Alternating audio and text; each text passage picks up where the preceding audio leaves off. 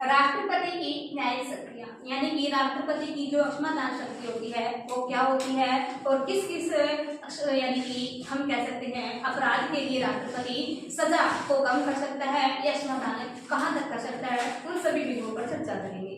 अक्षमादान की शक्ति आर्टिकल 72 के तहत राष्ट्रपति को प्राप्त है। अक्षमादान की जो शक्ति है ये कुछ मामलों में राष्ट्रपति को दी जाती है, जैसे दंडादेश को लघुकरण करना, उसका परिहार करना या निलंबन की शक्ति।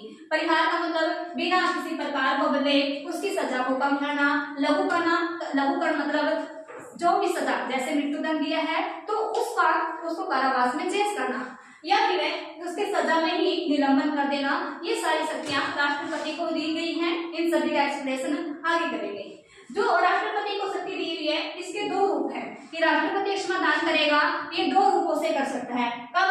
जब विधि प्रयोग में न्यायिक त्रुटिका में सुधार करने की आवश्यकता हो, यानी कि सुप्रीम कोर्ट के द्वारा जब निर्णय दिया गया, अपराध के लिए दंडादेश दिया गया तो विधि निर्माण में कोई गलती हुई जिस कारण से उसको ऐसी दंड का प्रावधान था तो उसको कम कर सकता है। यदि राष्ट्रपति की नजर में सजा कठोर हो तो उसको भी राष्ट्रपति कम कर सकता है। बात करें अक्षमादान की, अक्षमादान कहाँ राष्ट्रपति कर सकता है? संघीय विधि के विरुद्ध, ध्यान रखना, संघीय विधि के विरुद्ध अपराध के लिए दंड, संघीय विधि के विरुद्ध जो अपराध होता है उसके लिए राष्ट्रपति दंड दे सकता है। मतलब क्या हुआ? जो संघ सूची, संघ तथा समवर्ती सूची के विषय हैं, इन दोनों के विषयों से संबंधित यदि कोई अपराध होता है तो उस अपराध से जो दंड उसको मिला है उसको माफ कर सकता है या कम कर सकता है।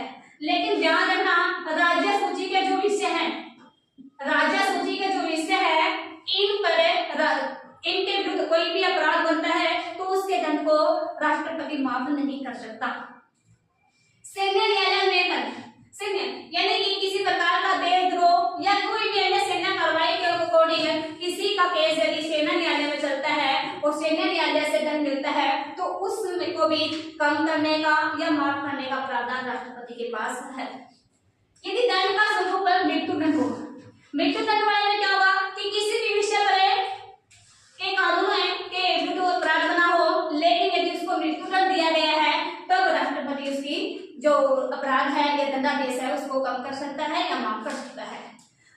अक्षमादान के प्रकार होते हैं, जैसे अक्षमा करना, अक्षमा का मतलब होता है पूर्ण तरह से माफ कर देना।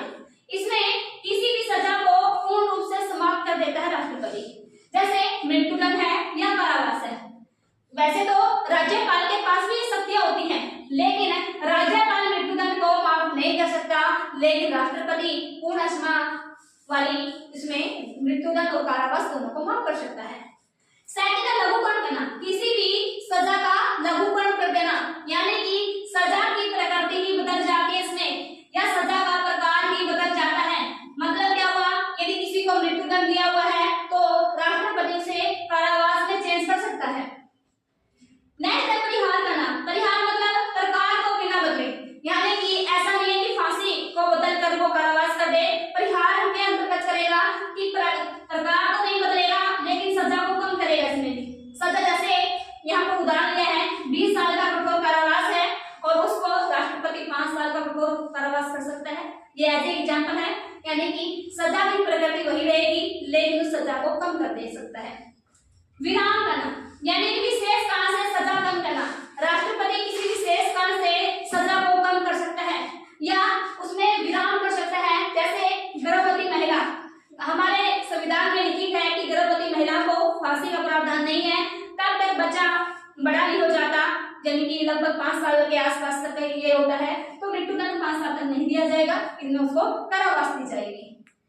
प्रतिलंबन करना, यानी कि दंडादेश के प्रारंभ से ही अस्थायी रूप से रोक देता है राष्ट्रपति, यानी कि राष्ट्रपति इसमें सजा को स्थगित कर देता है।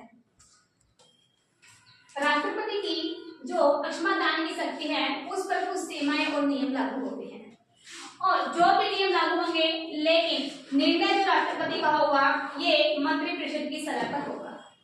यदि अक्षमादान की प्रक्रिया की बात करें, जो प्रक्रिया होती है अक्षमादान की, ये सबसे पहले जो अपराधी होता है वो याचिका डालता है और जब याचिका एक अपराधी के द्वारा डाली जाती है तो वो गृह मंत्रालय के द्वारा स्वीकार की जाती है।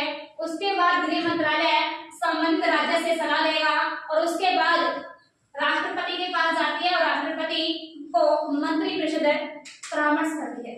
ध्यान रखना, और मंत्रिपरिषद के परामर्श के बाद ही राष्ट्रपति निर्णय लेता है। और ध्यान रखना, किसके आधार पर लेता है? मंत्रिपरिषद की परामर्श के या सलाह के आधार पर राष्ट्रपति निर्णय लेता है, मतदान करता है।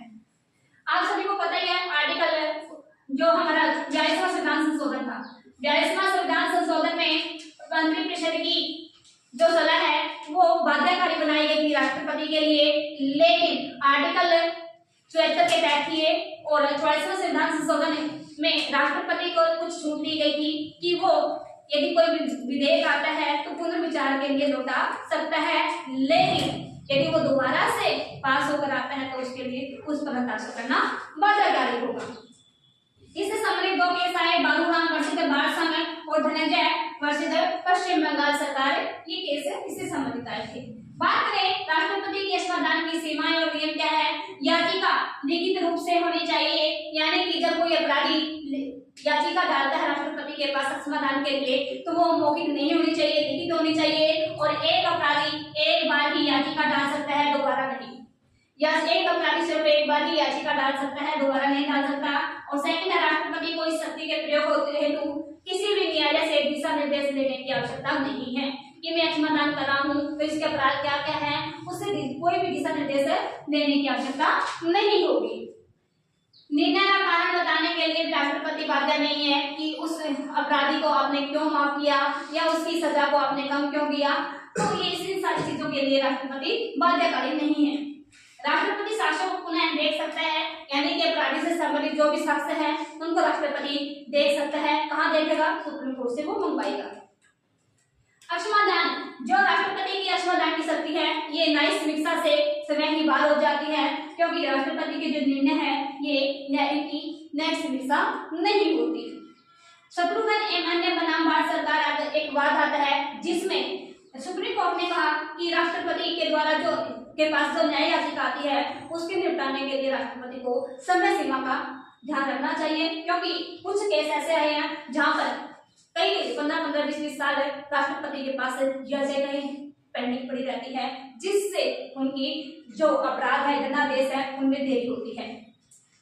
आर्टिकल 143 क्या कहता है कि राष्ट्रपति को सुप्रीम कोर्ट से परामर्श लेने का अधिकार है और राष्ट्रपति की उस परामर्श को मानने के लिए बाध्यकारी नहीं है, यानी कि राष्ट्रपति जो सुप्रीम कोर्ट से परामर्श लेगा जरूरी नहीं है कि सुप्रीम कोर्ट की जो परामर्श दिया है उसको राष्ट्रपति उसको माने।